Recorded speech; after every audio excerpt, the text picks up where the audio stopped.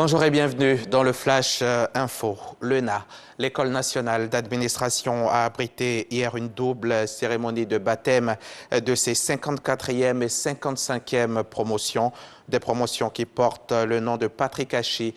Le Premier ministre était présent à la cérémonie. Il a exhorté ses filles à davantage cultiver l'amour du travail. Grace Kando était sur place pour RTI 1. Son témoignage maintenant. Promotion, Patrick Jérôme Hachi. Avoir pour devise loyauté, travail, excellence. Et nous sollicitons le haut parrainage de Monsieur le Premier ministre, chef du gouvernement de la République de Côte d'Ivoire. Nous sommes heureux de vous accorder notre parrainage. Ce cérémonial marque la sortie officielle des 54 et 55e promotions des élèves fonctionnaires de l'École nationale d'administration ENA, baptisée du nom du Premier ministre Patrick Hachi. Les deux promotions sont plus de 700, dont 20 auditeurs libres en provenance du Niger, de la Centrafrique et de Djibouti, formés sur des thématiques de la gouvernance administrative moderne. Nous sommes à l'ère de la façon des échanges qui commande que les opérations de première ligne se fassent avec célérité pour ne pas que les suressaris prennent un envol. Comment faire pour que les procédures soient respectées, soient faites correctement sans étouffer le contribuable? Nous allons travailler dans ce sens. La sortie de ces deux promotions s'inscrit dans le cadre des journées de la fonction publique. Les leçons apprises au cours de ces journées révèlent que l'administration ivoirienne comprend de très nombreux agents vertueux et de grande qualité qu'il convient d'encourager. Et que la modernisation de l'administration, socle de notre mission, doit se nourrir d'agents publics, professionnels et compétents, capables de porter avec succès le changement. Des agents compétents, l'administration publique en regorge. 11 personnalités ont vu leur travail reconnu. 9 ont été faits commandeurs, 4 officiers et 2 chevaliers, tous distingués dans l'ordre du mérite de la fonction publique.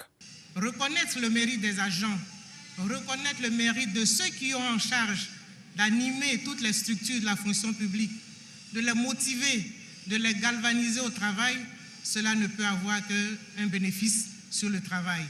Et nous vous disons merci d'avoir reconnu cela aujourd'hui. Parrain des deux promotions, le Premier ministre Patrick Hachi exhorte ses filleuls à la culture du travail bien fait.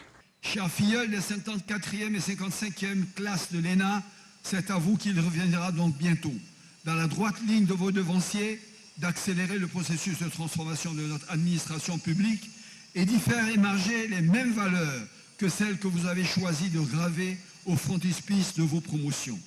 Vous êtes les femmes et les hommes appelés par votre vocation et vos capacités à exercer la fonction la plus importante et la plus noble qui soit dans l'ordre temporel, le service de l'État et de la nation.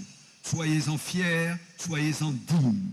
Passation de flambeau entre les deux promotions sortantes et la 56e promotion. Un défilé exécuté par 3 détachements de l'armée de terre ont constitué, entre autres, le menu de cette cérémonie.